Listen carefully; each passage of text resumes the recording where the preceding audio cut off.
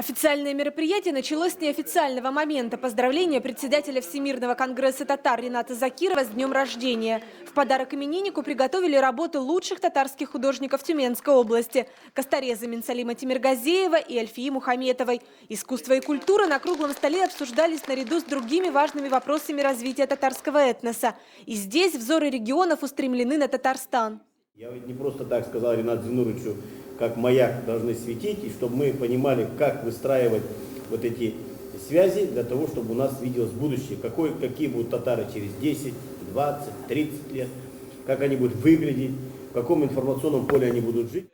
Встречу сибирских, крымских и казанских татар на Тюменской земле можно смело назвать исторической. Спустя столетия соплеменники обсуждают актуальные вопросы взаимодействия татар трех регионов Российской Федерации. Республику Крым на круглом столе представляли члены правления Ассоциации предпринимателей Крыма и города Севастополь. Они готовы предложить свой опыт по сохранению исторического наследия, но еще больше хотят многому научиться.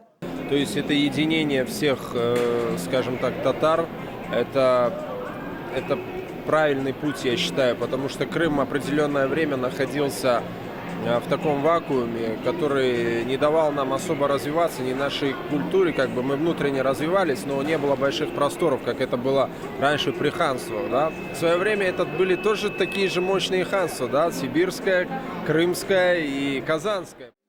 На встрече с гостями из Казани и Крыма присутствовали представители татарской общественности, редакторы национальных средств массовой информации, педагоги, работники культуры и бизнесмены. Основные вопросы – это у нас язык, всеобщее сохранение татарского языка и проблемы общения всех сибирских татар, казанских татар и крымских татар.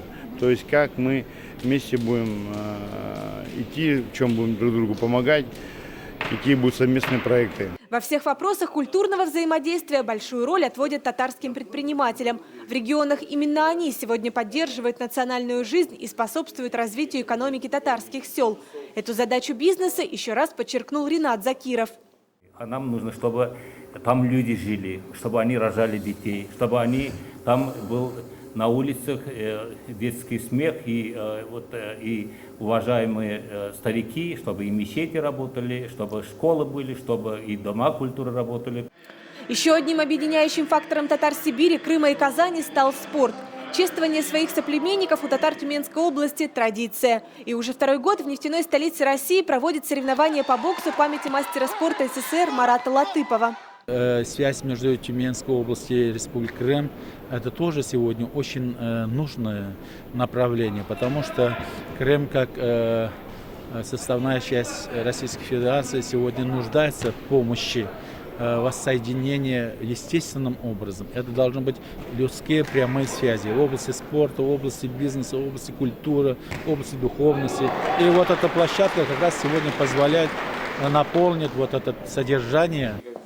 Подводя итоги круглого стола, следует сказать, что крымские татары обратились к тюменским с предложением выстроить совместную работу по изучению исторических данных взаимодействия крымского и сибирского ханств. София Хайруллина, Рамиль Нигматуллин, ТНВ, Тюмень.